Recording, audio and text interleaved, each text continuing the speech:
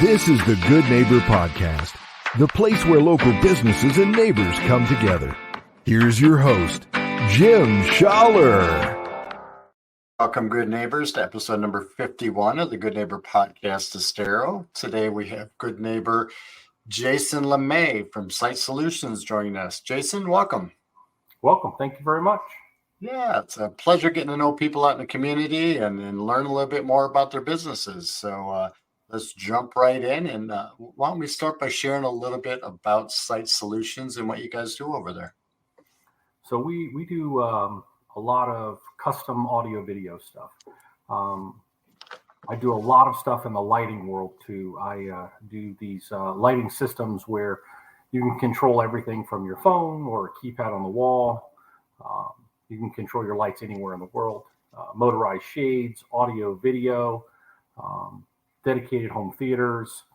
And I have a bit of a knack because I've been doing this for a couple of decades now, where I understand the old technology, the analog technology from yesterday, and how to make that new and fresh into the digital world that we are living in now. Right. So there's not a lot of guys out there that have that type of experience or have that understanding. And so that's something that we bring to the table that other technology companies do not. And that is great. Technology is a great thing, but along with it brings a lot of, I want to say, confusion on people's parts. So people like you are certainly a help at doing things. So how, you said you were in this industry for a couple of decades now. How did you start off in this industry? How did you get involved? So right out of high school, I decided to go to work instead of going to college. I was married young with two children, and I had to put food on the table. So I quickly realized that regular jobs weren't going to cut it. So I decided to look for a trade. And I met this great gentleman named Fred, and he gave me an opportunity to become an electrician.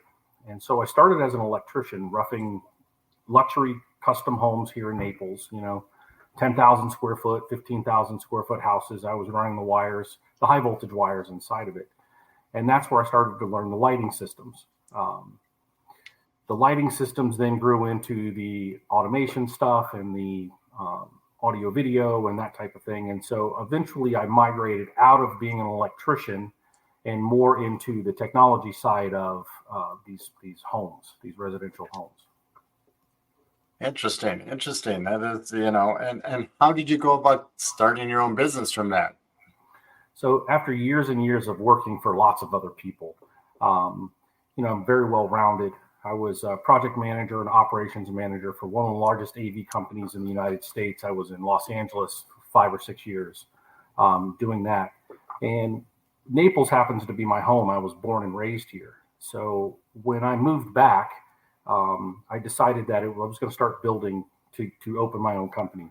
And after working for a couple other companies here for a few years, I just went and out of pure grit, just decided to start my own business.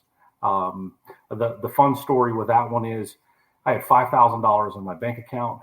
I had no job, no paychecks, no contracts, no nothing. And I said, I'm going to go into business for myself. And I quickly realized that I had to work. And so I did. And I was by myself for the first 2 years. And we now have my wife involved, and she's been with us now 2 years. And I have a couple of fantastic employees, and we're growing. We just moved to a new location. So yeah, we're doing well.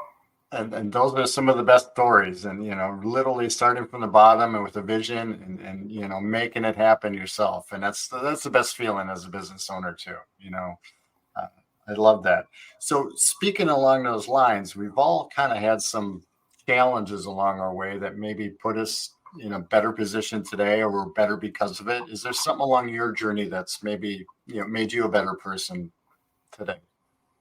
Well, so as a young man, I like I said, I grew up here in Naples, and at one point, my mom was a single mom, and we moved to a little city called Copeland, which is outside of Everglades City.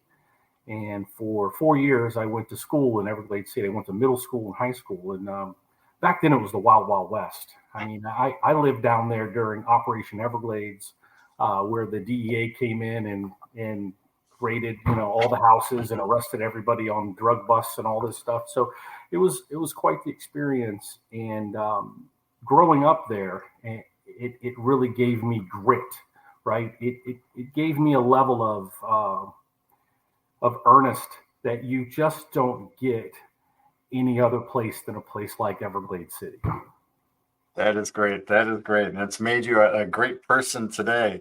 So along the industry lines, are there any myths or maybe misconceptions that we could kind of bust for our listeners that are involved? Well, technology, everybody thinks technology is simple, and it is if you know how to do it properly, right? So there's steps, there are things that you have to do. And so people think they can just go to Best Buy or they can go to Costco and they can buy a TV and it's the same TV that somebody like me sells. And that's not entirely true at all. There's consumer grade electronics and then there's professional grade electronics. We only provide professional electronics, professional grade, and not the stuff, Ring cameras and cloud-based stuff. I'm a big proponent of not having to rent your own stuff, right? Because that's basically Right. what we're doing. So I think the challenge is having clients understand what we provide in a level of quality versus the Costco plastic thing that they saw on the shelf that they think is cool that they want at their house.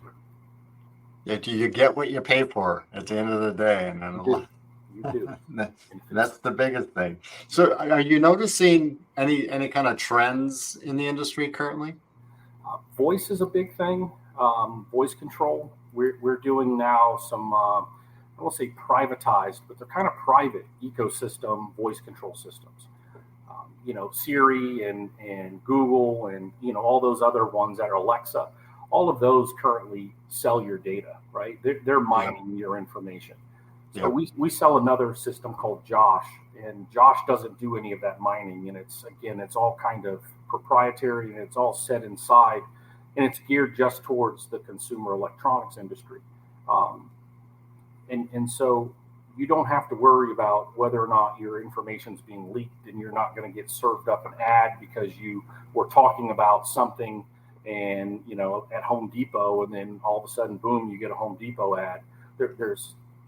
We don't play those games. We like to privatize that stuff. That's a good thing to know because somebody out there is always listening, right? There's one other thing too that's a big thing, and I want to hit on is lighting. Lighting today, the big thing right now is circadian rhythms, right? So we're learning that back in the caveman days, right, or even farming and whatnot, people would get up when the sun came up, they would go to bed when the sun came down, and there's a ton of health benefits to that whole rhythm of the day, right? And we are now able to run these programs inside your house that mimic sunrise, highlight of the day, and then all the way back down to sunset, so that your body actually will wake up the proper way and go to sleep the proper way. So that's something that is also really neat. That's some new technology that we're tapping into. That's really important for health and wellness. Yeah, I love that. Yeah, it's this time of year that I get a little down because the sun's not up as much as as I'd like it to be. And we could mimic summer all year round in your house. I'd be happy with that. Totally happy with that. So speaking of the weather down here, we live in Southwest Florida. What do you do as a business owner? I know you're busy, but what do you do outside of work? I am a huge scuba guy, right? So I love to scuba dive. I am a technical scuba diver. I am a rebreather scuba diver.